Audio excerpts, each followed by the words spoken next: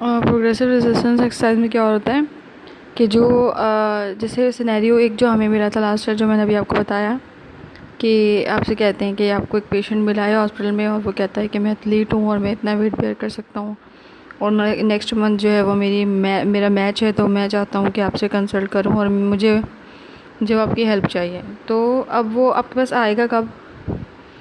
जब वो ठीक हो चुका होगा, ठीक है। तो जो हॉस्पिटल वाली बात वो करते हैं वो आपको कंफ्यूज करने के लिए करते हैं। तो इन शॉर्ट एक एथलीट आया है आपके पास और वो जो है वो चाहता है कि भाई मैं जो हूँ वो 200 kg फॉर एग्जांपल वेट उठा सकता हूँ। मुझे जो है वो अपनी जो एबिलिटी है इसको बढ़ाना है और आगे है मेरा कंपटीशन। तो प्रोग्रेसिव रेजिस्टेंस एक्सरसाइजेज तब यूज़ होती हैं जब मैं ये चाहूँ कि अपनी पेशेंट जो 200 kg उठा सकता है वो अब 300 kg उठाने लगे, तो मैं उसको उसकी जो स्ट्रेंथ है उसमें मज़ीद प्रोग्रेस करवाऊँ, उसके लिए यूज़ होती है प्रोग्रेसिव रेजिस्टेंस एक्सरसाइज। यानी अब उसको मैं पहले 201 kg, फिर 202, 203, 204, 205 ऐसे करके उसका वेट बढ़ाती रहूँ और उससे लिफ्ट करवाया जाए ताकि जो उसकी रेजिस्टेंस की जो पावर है वो बढ़ जाए। और इसको हम कहते हैं प्रोग्रेसिव रेजिस्टेंस एक्सरसाइजेज। यानी किसी की भी जो पावर है रेजिस्ट करने की उसको बढ़ाना। इसे एक्सट्रीम हेल्दी लोग करते हैं, जैसे कि एथलीट है या बॉक्सर्स हैं या समथिंग लाइक दैट, ठीक है। इसमें हम मेटल के वेट्स यूज़ करते हैं। इसमें 1 रेपिटेशन मैक्सिमम का मतलब ये होता है कि पूरे मैक्सिमम वेट के साथ एक दफ़ा पूरी मूवमेंट फ्लेक्शन करवा ली, ठीक है, पूरी रेंज ऑफ मोशन भी पूरी करवा ली। अब 10 रेपिटेशन मैक्सिमम यानी यही रेंज ऑफ मोशन मैंने जो है वो 10 मरतबा करवाई है और इसको हम एक काउंट करेंगे और इसमें बीच में कोई गैप नहीं होगा। यानी एक के बाद एक वो बार बार जो है उसको लिफ्ट करेगा, डाउन करेगा, लिफ्ट करेगा, डाउन करेगा। तो हम यहाँ पे रेजिस्टिंग फोर्स किस चीज़ से देखते हैं? मेटल के जो है वो वेट से। वो बॉल भी हो सकती है इसके एंड में जो लगी हुई होती है मेटल की रॉड के ऊपर, वो पूरा का पूरे जो वो प्लेट्स भी हो सकती है मेटल की, ठीक है। तो हम उसकी रिपीटेशन मैक्सिमम चेक करते हैं कि भाई वो कितनी रिपीटेशन कर सकता है एक बार में, ठीक है। और फिर हम उसकी रिपीटेशन की पावर को एक एक करके बढ़ाते रहते हैं। एक रिपीटेशन के अंदर जो है वो 10 सेट जो है वो 10 सेट होते हैं। यानी वो 10 बार जब ये मूवमेंट करेगा तो हम उसको एक काउंट करेंगे और जब वो 2 बार करेगा तो हम उसको 2 सेट करेंगे। मतलब यानी 10 मरतबा किया तो 1 सेट, 20 मरतबा किया तो 2 सेट, 30 मरतबा किया तो 3 सेट, ठीक है। इस तरीके से होता है। और एक के अंदर जो एक सेट है उसके अंदर 10 रिपीटेशन होती हैं एक साथ। अब हम आते हैं एक्टिव मूवमेंट पर। तो यहाँ पे इन्होंने कुछ दिखाए हैं कि ये कुछ स्कीम्स हैं डिफरेंट जो है फिजियोथेरेपिस्ट की, रिसर्चर्स की, जिन्होंने अपने हिसाब से जो है वो रेंज ऑफ मोशन इंक्रीज़ करने के लिए चार्ट्स बनाए हुए हैं। तो डिलॉन और वॉटकिंस का चार्ट क्या कहता है? 10 दफ़ा लिफ्ट विद 10 रिपीटेशन मैक्सिमम, यानी कंप्लीट रेंज ऑफ मोशन के साथ जितना वेट मैक्सिमम वो उठा सकता है उतना वेट उठा के 10 बार उसको लिफ्ट करेगा, तो इसको हम कहेंगे 10 रिपीटेशन मैक्सिमम। 10 लिफ्ट्स एक साथ करनी है 10 रिपीटेशन मैक्सिमम में, ठीक है। 10 lifts with 10 repetition, 10 lifts with 10 repetitions. 30 lifts 4 times weekly. 30 lifts करने हैं वीक में 4 मरतबा। तो हम क्या करेंगे कि मंडे को करवाया, ट्यूसडे को छोड़ दिया, वेडनेसडे को करवाया, फ्राइडे को छोड़ दिया, एक दिन के गैप के साथ, और जो है वो वीक में करवाएंगे। और हर हफ्ते 10 रिपीटेशन मैक्सिमम जो है वो बढ़ाते जाएंगे, ठीक है।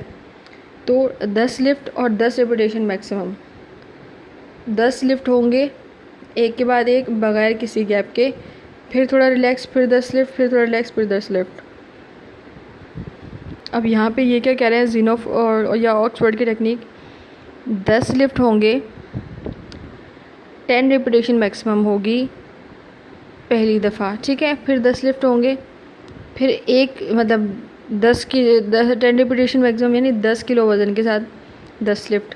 फिर दूसरी दफ़ा क्या होगा, 9 किलो वज़न के साथ 10 लिफ्ट, यानी एक लैब जो है वो कम होता जाएगा। फिर तीसरी दफ़ा 10 लिफ्ट होंगे जो है वो 3 लैब कम हो जाएगा, फिर 10 लिफ्ट होंगे, फिर चौथी दफ़ा 4 लैब्स कम हो जाएंगे, ठीक है। फिर इस तरीके से हम एक एक करके जो है वो उसका जो लैब्स है वो कम करते जाएंगे। ज़ीनॉफ टेबल में क्या होता है कि ये जो वेट है ना उसको बढ़ाने के बजाय ये कम करता है, रिवर्स करता है, ठीक है। तो इसमें इस तरीके से क्या करना है कि इसने कितने लिफ्ट करने हैं, 10 लिफ्ट करने हैं। अब 10 लिफ्ट के अंदर कितनी दफ़ा इसने फ्लेक्शन एक्सटेंशन की, मतलब 10 रिपीटेशन की हैं, तो 10 रिपीटेशन को 10 से मल्टीप्लाई करेंगे तो वो होगा 100। तो 100 लिफ्ट्स इसको करने हैं हफ्ते में 5 मरतबा, ठीक है। और प्रोग्रेस 10 रिपीटेशन मैक्सिमम डेली, और रोज़ाना 10 जो है वो रिपीटेशन उसको बढ़ानी भी है। हफ्ते में जो है वो 100 मरतबा लिफ्ट करना है उसको, दिन में 5 दफ़ा 100 लिफ्ट्स करने हैं उसको, और रोज़ाना जो है वो 10 रिपीटेशन मैक्सिमम उसको बढ़ानी भी है। तो ये एक अजीब सा टेबल था ऑक्सफोर्ड का, यानी उसको एक तो वेट उठाना है उसको 10 kg, और फिर वेट जो है वो क्या कहते हैं कि एक एक रोज़ जो है वो हर रिपीटेशन में 1-1 किलो कम होता जाएगा, ठीक है। तो अगर ये इसने 10 मरतबा किया तो एक बार में 10 दफ़ा लिफ्ट करा था, तो 10 बार में 100 दफ़ा इसको लिफ्ट करना पड़ेगा। ये 100 लिफ्ट इसको हफ्ते में 5 मरतबा करने, यानी हार्डली उसको जो है वो 2 दिन में 1, 2 दिन में 1, इस तरीके से गैप मिलेगा। और उसको प्लस ये 100 दफ़ा जब ये लिफ्ट करेगा तो उसको जो 10 रिपीटेशन मैक्सिमम का उसको जो प्रोग्रेस भी करना है इसके साथ ही, ठीक है। तो this is like in the end ये कितना हो जाएगा, ये 100 से 150 तक पहुंच जाएगा, ठीक है। फिर लिफ्ट्स हो जाएंगे फिर, और वेट का प्रोग्रेस कितना होगा, 10 रिपीटेशन मैक्सिमम डेली। चलो अब मैकक्वीन का टेबल क्या कहता है, 10 lift with 10 RM, 10 lift 10 lift 10 lift, यानी आपने पूरे वीक के अंदर 40 lifts 3 times weekly, 40 lift 10 kilo weight के साथ वीकली करने हैं, वीक में 3 मरतबा करने हैं, ठीक है। 10 रिपीटेशन मैक्सिमम 1 से 2 हफ्ते में बढ़ा देंगे हम, यानी हम आहिस्ता आहिस्ता स्ट्रेंथ बढ़ाने वाली बात करते हैं। तो मैंने जैसे आपसे कहा कि जहाँ मेरा पेशेंट 200 kg वेट बढ़ाता है तो मैं उसका 1 kg वेट बढ़ा दूँगी, फिर 2 kg, फिर 3 kg वेट बढ़ाते बढ़ाते स्लोली मैं उसकी स्ट्रेंथ को इंक्रीज़ कर दूँगी, उसको 200 से 300 किलो पर ले आऊँगी। इन द सेम वे अगर मेरा पेशेंट जो है वो एक वीक में 100 लिफ्ट्स कर सकता है, तो मैं क्या करूँगी कि उसका डेली 10 जो है वो लिफ्ट उसके बढ़ा दूँगी। अगर वो 100 कर सकता है तो उसको, अगर उसने 10 रिपीटेशन बढ़ा दी अपनी, उसके लिए कोई ज़्यादा मुश्किल नहीं है, लेकिन उसकी स्ट्रेंथ जो है वो इससे काफ़ी इंक्रीज़ हो जाएगी। तो मैकक्वीन के टेबल में क्या कहते हैं कि आपके हर 1 से 2 हफ्ते में, यहाँ पे आपकी डेली जो ऑक्सफोर्ड वाला जो ज़ीनॉफ का जो टेक्निक है इसमें वो आपकी 10 रिपीटेशन मैक्सिमम डेली बढ़वा रहा है, ठीक है। और जबकि जो आपका डिलॉन और वॉटकिन का जो टेबल है ये क्या कर रहा है कि वंस वीकली, हफ्ते में सिर्फ एक बार 30 लिफ्ट्स 4 टाइम्स अ डे, हफ्ते में एक बार, और प्रोग्रेस कितनी होगी, वीकली होगी, और ये भी 10 रिपीटेशन मैक्सिमम की, यानी 10 रिपीटेशन मैक्सिमम की प्रोग्रेस डेली होगी ऑक्सफोर्ड वाले में, और वीकली होगी आपके डिलॉन में। और जो आपकी मैकक्वीन है इसमें जो है वो 40 लिफ्ट्स होंगे वीक में 3 मरतबा, वीक में 3 मरतबा यानी एक दिन के गैप से होंगे, और इसमें 1 से 2 हफ्ते में जो है वो आपके प्रोग्रेस होगी 10 रिपीटेशन मैक्सिमम की, ठीक है। Endurance program is based on the use of relatively low resistance and high repetition regime. तो एंड्योरेंस प्रोग्राम सिंपली बेस करता है कि लो रेजिस्टेंस हो और रिपीटेशन ज़्यादा हो, यानी आपकी जो एंड्योरेंस है मसल की उसको बढ़ाने के लिए क्या करते हैं, हम रिपीटेशन बढ़ा देते हैं, यानी रिपीटेशन 100, 200, 300, और जबकि जो रेजिस्टेंस है वो बहुत कम होती है उसमें, ठीक है।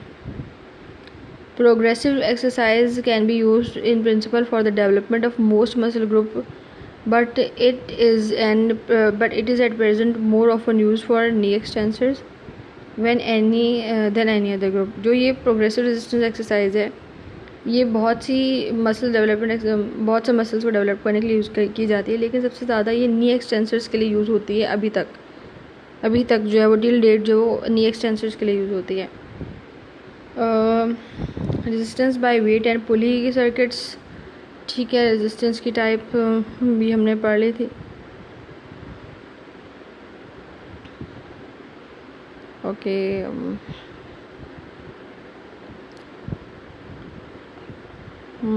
प्रिंसिपल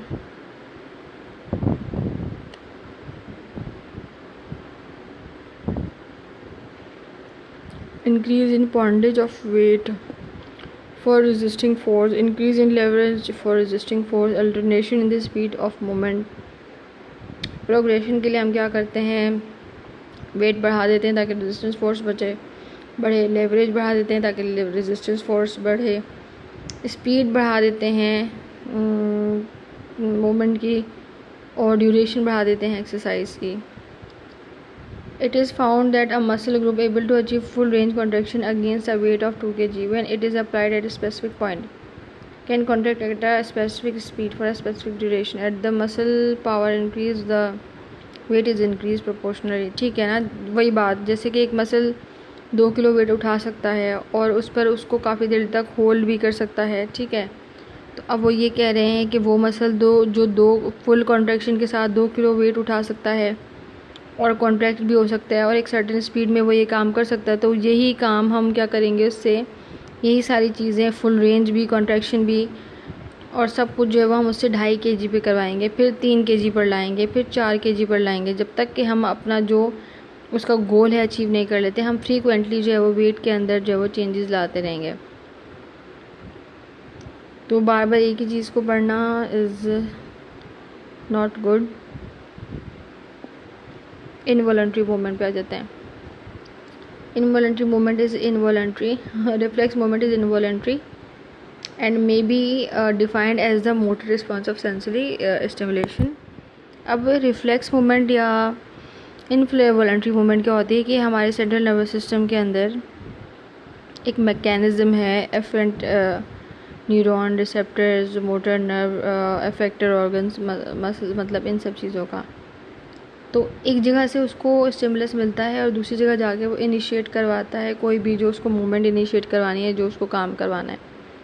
तो रिफ्लेक्स की चीज़ें होती हैं, ये हमारे कंट्रोल में नहीं होती. ये एक पूरा सेटअप ब्रेन के अंदर मौजूद है और ब्रेन उसको खुद ही देखता है, वो हमें जो उस चीज़ को कंट्रोल भी करने नहीं देता. ठीक है, तो ये चीज़ें हमारे ब्रेन में कुछ फिक्स्ड हैं, जैसे कि पलकों का झपकना, जैसे गर्म चीज़ से हाथ का हटाना. हमारे ब्रेन को कुछ सिग्नल्स और कुछ स्टिमुलसेस जो हैं वो उसके पास, उसके जो रिस्पॉन्सेज है वो उस पर फिक्स्ड हैं, तो वो ऑटोमेटिकली उन रिस्पॉन्सेज जैसे उसको मिलते हैं वो अपना रिफ्लेक्स जनरेट कर देता है और मूवमेंट हो जाती है. अब रिफ्लेक्स आर्ट क्या है? Reflex arc is a pathway of impulses which give rise to reflex activity. अब वो रास्ता जिससे रिफ्लेक्स चले, यानी आपको तो नहीं पता अभी तक आप कितनी मरतबा पलकें झपक चुके हो, लेकिन ये पूरा एक प्रोसीजर है, एक टाइम फिक्स्ड है कि इतनी देर में इस पलक को झपकना है, फिर ब्रेन उस टाइम पे पलक झपक देता है. ये पूरा मैकेनिज़्म है. तो वो पाथवे जिससे इम्पल्सेस जाती हैं और रिफ्लेक्स मूवमेंट को इनिशिएट करती हैं, उसको हम कहते हैं रिफ्लेक्स आर्ट. इसके ये बहुत सिंपल फॉर्म होती है. तो ये सिर्फ 2 न्यूरॉन्स पे कंसिस्ट होते हैं. Afferent neuron which leads from a sensory receptor organ to the CNS and efferent neuron leading from CNS to the effector. यानी एफरेंट का काम क्या होता है कि वो सेंसरी रिसेप्टर वो सेंस करता है और जाके ब्रेन को चुगली लगा देता है कि भाई ये हो रहा है, और ब्रेन क्या करता है, एफरेंट न्यूरॉन के ज़रिए CNS से उस ऑर्गन पे भाई जहाँ की उसको शिकायत लगाई गई है उस ऑर्गन पे काम करता है और जो भी मसला होता है उसको हल कर देता है और जो मूवमेंट उसको इनिशिएट करवानी होती है वो करवा देता है. तो एफरेंट साहब जो है वो सेंसरी रिसेप्टर के ज़रिए जो ऑर्गन पे लगे हुए होते हैं वो सेंसरी रिसेप्टर नेचुरली जो पैगाम को रिसीव करता है, CNS को बताता है. CNS क्या करता है कि उसी ऑर्गन के ऊपर जो इफेक्टिव न्यूरॉन्स लगे हुए हैं उनके ज़रिए जो है वो अपना काम करवा देता है. सिंपल. अब what is stretch reflect, what is राइटनिंग reflex, the postural reflexes. Reflexes की भी आगे टाइप्स पढ़नी है हमने. तो स्ट्रेच रिफ्लेक्स क्या होता है कि this is a spinal reflex activated by stretching a muscle. ये एक स्पाइनल रिफ्लेक्स है जो मसल के स्ट्रेचिंग की वजह से जो है वो एक्टिवेट होता है. When an innervated muscle is stretch it respond by contracting and developing tension to contract the stretching force. This provide a mean of promoting activity in muscle when voluntary effort is ineffective और weak to do so. तो आपका जो spinal reflex है वो कब activate होता है? जब आपका कोई मसल जो है वो स्ट्रेच हो जाए। जब आपके किसी मसल में टेंशन डेवलप होने लगती है तो आपका जो स्पाइनल कॉर्ड है वहाँ से रिफ्लेक्स जनरेट हो जाता है और वहाँ पर स्ट्रेचिंग करवानी है या कॉन्ट्रैक्शन करवानी है। उस टेंशन को, जो टेंशन जो क्रिएट हो गई है उसको कम करने के लिए स्ट्रेचिंग का टेंशन, यानी क्या कहते हैं हम उसको कि सुकड़ना या मसल के अंदर, मतलब किसी भी टेंशन इज़ मतलब ईजी ना, इसको मज़ीद समझाने की ज़रूरत नहीं है। तो जैसे ही किसी मसल के अंदर कॉन्ट्रैक्शन की वजह से टेंशन डेवलप हो जाती है, एक रिफ्लेक्स जनरेट होता है जिसको हम स्ट्रेच रिफ्लेक्स कहते हैं। वो उस टेंशन को ख़त्म करके मसल को कर देता है स्ट्रेच, बस बात ख़त्म। इसमें हमारा कोई वॉलंटरी एफ़र्ट जब काम नहीं करता तो इनवॉलंटरी एफ़र्ट अपना काम खुद ब खुद कर देता है। मतलब ये हमें तकलीफ़ देने की कोशिश नहीं करता, ये खुद ब खुद ये संभाल लेता है। ठीक है, अभी क्या, quick stretching stimulate the muscle spindle which are proprioceptive receptor so that they discharge impulses which lead the AHCs by monosynaptic pathway. Tension in a contracted muscle is increased by application of a resisting force and quality of the contraction is improved. किसी muscle के अंदर contraction जब बढ़ती है जब उसके ऊपर कोई रेजिस्टिंग फोर्स काम कर रही हो, ठीक है, तो रेजिस्टेंस का ऑपोजिट रिलैक्सेशन फिर खुद ही जो है वो होना शुरू हो जाता है। वो जो खुद ही होता है दैट इज़ आपका स्ट्रेच रिफ्लेक्स। अब वो कैसे होता है कि जैसे आपका एक साइड का मसल एगोनिस्ट कॉन्ट्रैक्ट करता है तो आपके दूसरे साइड का जो मसल है वो स्ट्रेच करके, जो एंटागोनिस्ट है वो स्ट्रेच करता है। ठीक है, तो अगर पीछे से मसल स्ट्रेच नहीं होगा, एंटागोनिस्ट अपना काम नहीं करेगा, तो आपका हाथ तो ऐसे इधर उधर लटकता रहेगा ना, तो वो क्या करता है, आपकी मूवमेंट को कंट्रोल करता है। अब दूसरा है राइटनिंग रिफ्लेक्स।